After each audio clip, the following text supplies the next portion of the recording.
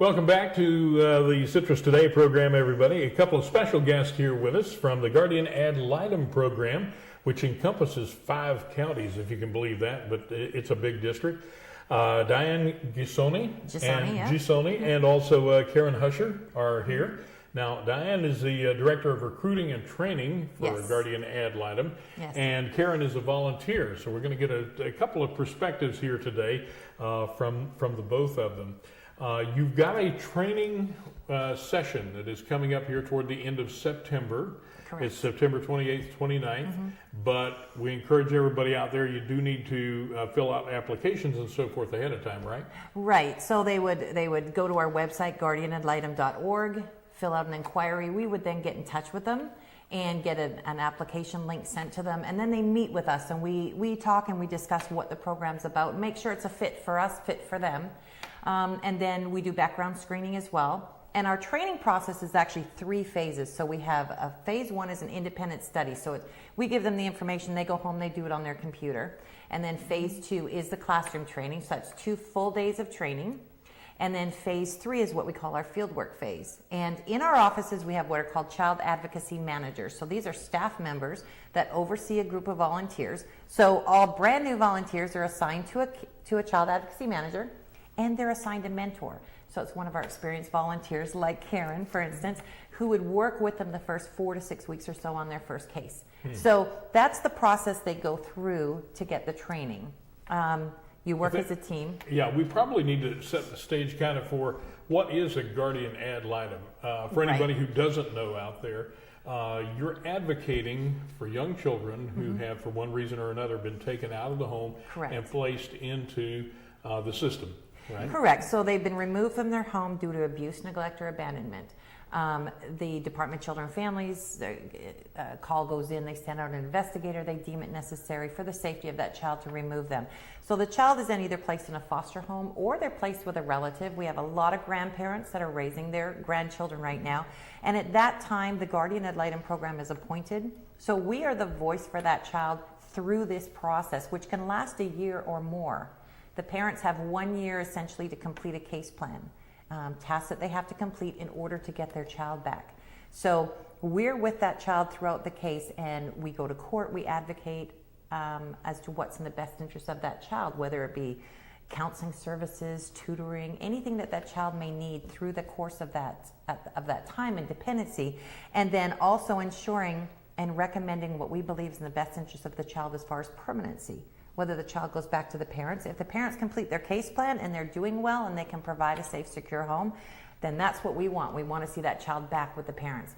If the parents cannot do that or are not able or don't do it, then we're going to advocate for that child to be in an alternative, safe, secure home, usually an adoptive home. Gotcha. So we are the eyes and ears on that child throughout the case. Volunteers in this program are very important. Oh, absolutely. And let me just kind of an odd question maybe, but when it comes to advocating for a child in the court system who's been pulled out of the home, do you think there's more weight given to a volunteer who's there advocating for them versus somebody who is working within the system?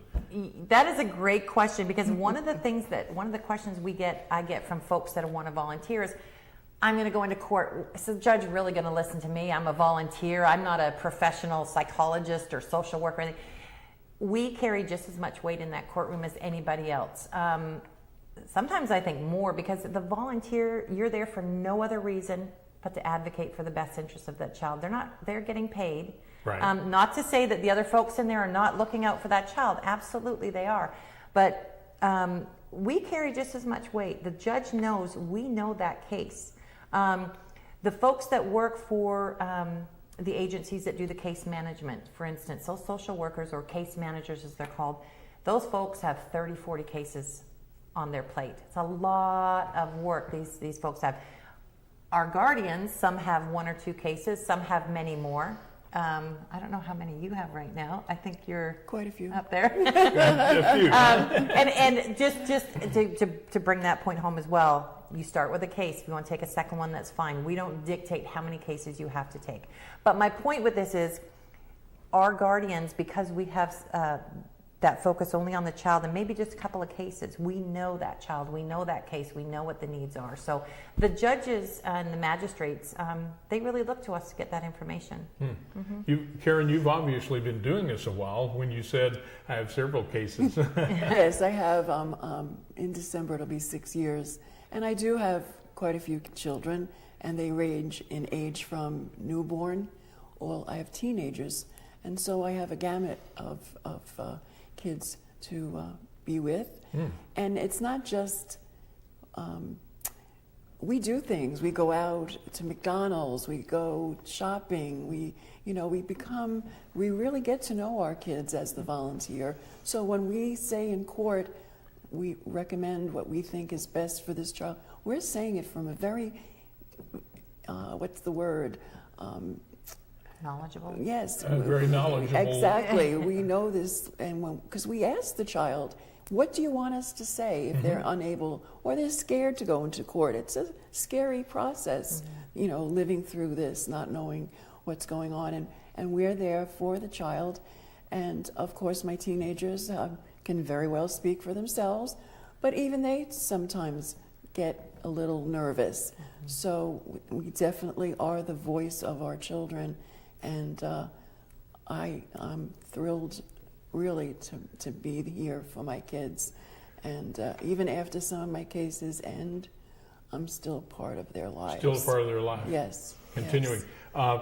Now, you mentioned newborns. The upper age, I guess, would be 17, 18 years old that you may find yourself representing? Yes, yeah, up to 18 years old. And there is actually an extended foster care for kids who don't get reunified or don't get adopted. And there are a few years after that they can remain in the system in order to get life skills, go to school, those types of things. But generally, once they turn 18, we're off the case. Or hopefully they don't just age out. We want to see them in some type of permanency. But a lot of our gals, the kids do stay in contact later on after the case is closed. We have one lady here in Citrus County that's actually been a guardian, I think, for 27 years now. Wow. I think she was in the very first class that started, and she's gone to weddings of her kids. So, yeah. Remarkable. Yeah. Okay, I want to find out a little bit more about the program, and I got a lot of questions, so stay with us. We'll be back right after this on Citrus Today.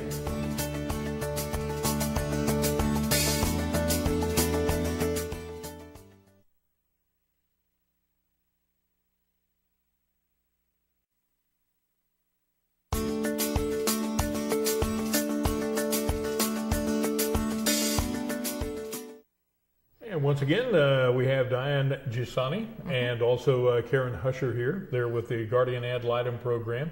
Diane's the Director of Recruiting and Training. Specifically, we're addressing the fact that you have a training coming up on September 28th and 29th. Yes. I encourage everybody apply beforehand if you're interested in this program so you get your application and everything in a row before the training begins. Right. You said something toward the end of the last segment that I've got to ask this question, and that is, you mentioned ladies. Do you have any men who are guardian ad litem? We absolutely do, but probably only about 18 to 20% of our guardians are men, and we certainly need more male guardians. I mean, if you can imagine, we have just as many male children in the system as we do female children. And it's not only just important for our male children to have a good male role model, but even our young girls to have a good male role model. A lot of dads are incarcerated or are not in the picture. So these kids need that role model, whether it be for the boys or the girls equally. We need, in Citrus County, I think we're close to 400 children in dependency. When you toss that number out, are people surprised at how many? Yes, I was surprised. When I started with the program several years ago, I was surprised at the amount. Now here's some numbers for you, okay? So Citrus County, about 400 children. Our circuit is Citrus, Hernando, Marion, Lake, and Sumter counties. In those 5 counties, we have about 2,200 children in dependency. In the state of Florida, I think we're around 32,000 children in dependency. Those are the ones we know about. Yeah. Right? So I think in Citrus County right now, we're representing about 80% of the children with the amount of guardian ad litems we have. So obviously we need more because we want to be able to represent 100% of those children that are coming into dependency.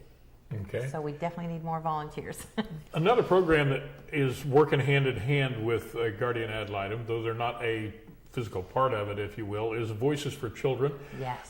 Here recently we had a quarter auction. We talked about it on this show. Happy to report you said over $27,000 raised. Yes, absolutely. And Voices for Children is a godsend for the Guardian Ad Litem program because these children, when they come out of their home, for instance, sometimes they only have the clothes on their back. So Voices for Children is there. A guardian can request funds, go out and get some clothes for these children. That's important. But more importantly, there's something called normalcy. And the thinking is just because a child's in dependency does not mean they should not be able to participate in activities that children their age normally would. For instance, playing a sport, playing in the band, going to camp, that sort of thing. Voices for Children will help fund those activities for these children that are in dependency, so they, even though they're going through this hard time and they're not in their own home, they can still participate in some of those activities and have some type of normalcy, if you will, through this process. Right. So very important. And they're all volunteers that work with Voices for Children as well, Yes. and they're just amazing people. And they get the money quickly to us, and Yes. I've used both sources, normalcy and the regular kind of side. Right. So it's very important. Yeah. You've been in the program, you said 6 years, and I just want to back up and say, what was it that motivated you to get into the program to begin with? I had a need or want to help kids. I've always been involved because of my son in helping kids with special needs. So I just expanded my horizons to all kinds of kids. And Right. I had heard about the Guardian program, and I said, well, if they would want me, I'm here. There you go. And it must be a very rewarding experience. It is, absolutely. Like I said, I still have kids who call me Aunt Karen, you know, and yeah, it is. It's very rewarding.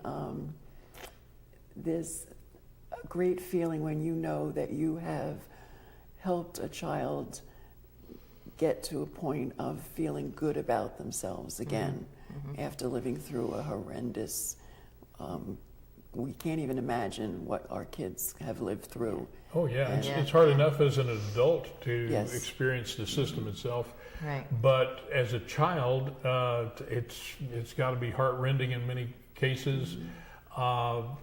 But it's the good things and the good feelings that you get knowing what good you have brought into a child's life that keep you going through those tough Yes. times, right? Yes. Absolutely. Yeah. Yeah. Okay. I have a lot of people that come in and they call me up and to learn more about the program, and they go, I don't think I can do it. You know, it's going to break my heart.